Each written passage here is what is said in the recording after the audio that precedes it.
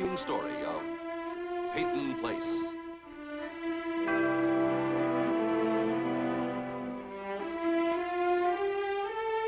Starring Dorothy Malone as Constance Mackenzie, Warner Anderson as Matthew Swain, Ed Nelson as Michael Rossi, Mia Farrow as Allison Mackenzie, Ryan O'Neill as Rodney Harrington, and Barbara Parkins as Betty Anderson.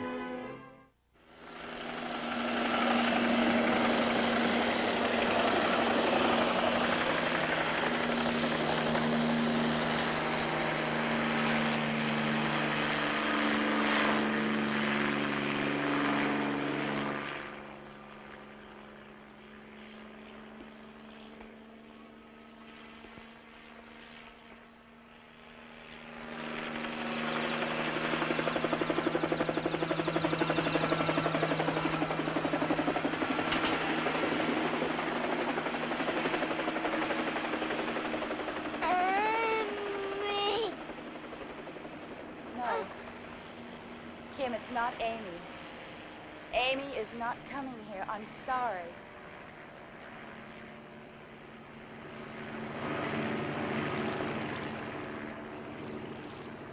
For a small New England town, or I suppose for any small town, a traveler's arrival by helicopter is an event. For many of the residents of Peyton Place, it is an event that will change their lives.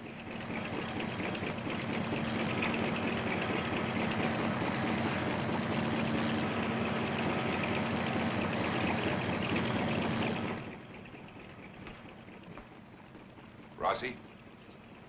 Oh, you presumptuous meddler. What sentimental deathbed nonsense do you tell my brother to force him to come down here? I didn't ask your brother to come here. It's a coincidence he's here in Peyton Place?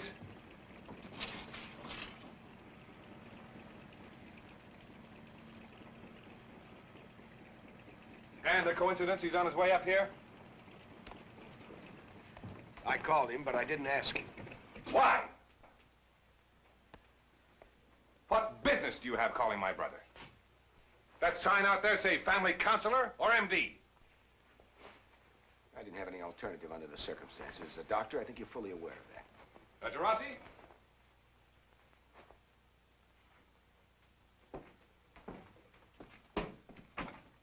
In here, Mr. Markham. Dr. Rossi? Yes. I'm Kenneth Markham. How do you do? You should have the city fathers put a heliport in this town. Hello, Kenneth. Vincent. How are you? Well, if you'll excuse me. Just a minute, Doctor. Did Dr. Rossi ask you to come here? No, he didn't, Vincent. I came because you were ill. Actually, I normally go to Pittsburgh today, but you are a little worried. I think, Doctor, you can ease my brother's anxieties about his health if you explain to him that my illness is not hereditary. That's not the reason I came here at all, Vincent. Well, actually, the disease has no hereditary tendencies, nor does the fact that you're twins mean you have exactly the same susceptibilities. However, because you are twins, there's always a possibility as long as you have your annual checkup. Kenneth has a complete medical checkup every 6 months. Or you mustn't bite the hand that feeds a platoon of New York doctors, Vincent. Well, I'm going over to the inn for lunch. Perhaps you two would care to join me. No, thank you. Well, you're welcome to stay as long as you like. Doctor, I'll be anxious to have your answer in Peru. Yes.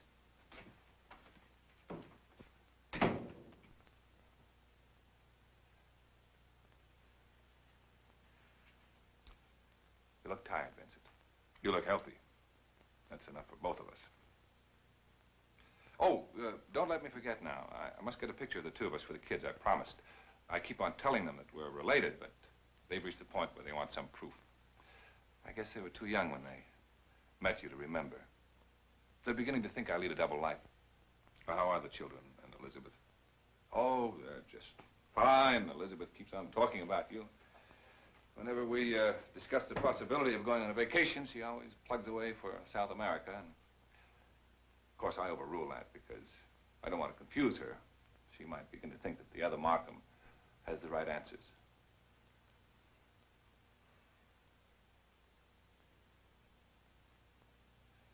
Well, Vincent, what are you doing here? I'm resting. What do you want? I came to see that you stay put here, and you take care of your health. I'm afraid I can't oblige you. I intend going back to Peru. Vincent, your blood ailment. What else do you want, Kenneth? You realize that if you had given me the money that Father left to you and I'd invested it for you, do you realize the income you'd have today? Yes. It's quite clear. You're a genius. No, you're the genius. All right. So you know I've run out of money. It's a long trip to take for the satisfaction of throwing that up in my face. I came to help you, Vincent. Why? Because you need it. Now, why don't you learn to tell the truth for once in your life? You think you'd recognize it? Try me. All right. I think if you go back to Peru knowing it'll kill you, you're not interested in medicine.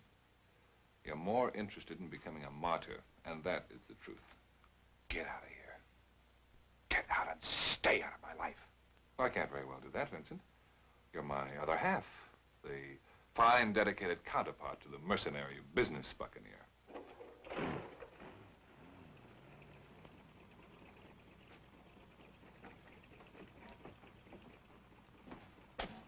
When does that thing pick you up? When I tell it to, and immediately. I think I'll have to stay here until what? Until I put our two halves back together. You presumptuous fool.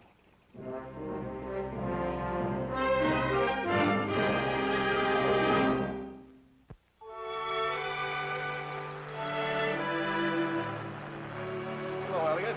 Ralph. Morning, Mr. Swain. You know who just arrived in that helicopter?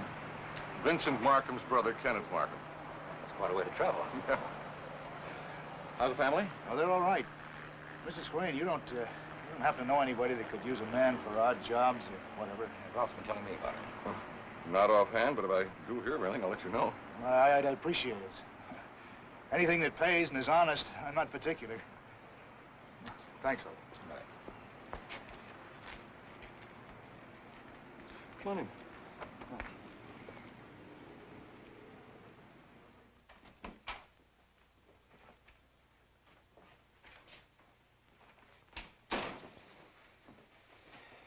Ralph Hovey is a skilled loom operator with 20 years of experience. I know. What is he supposed to do?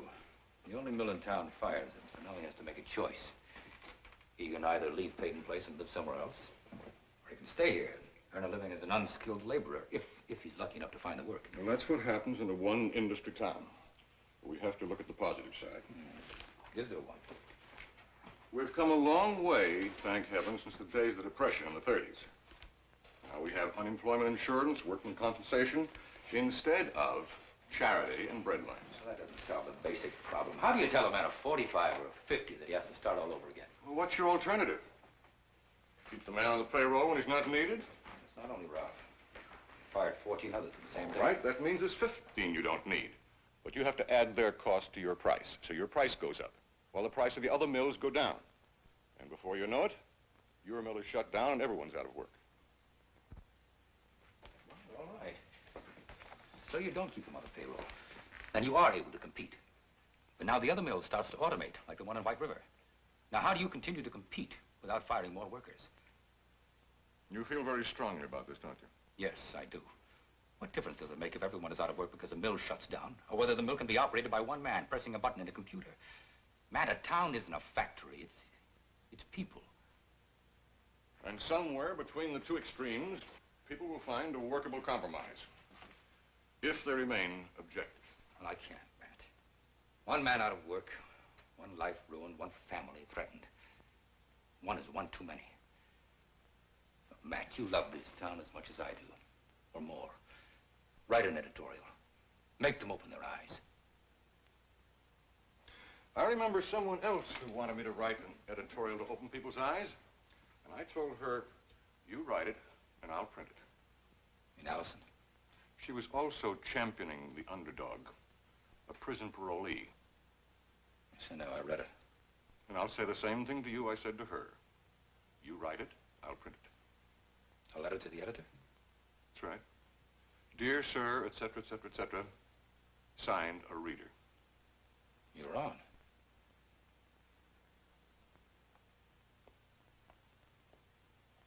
Signed, an indignant reader.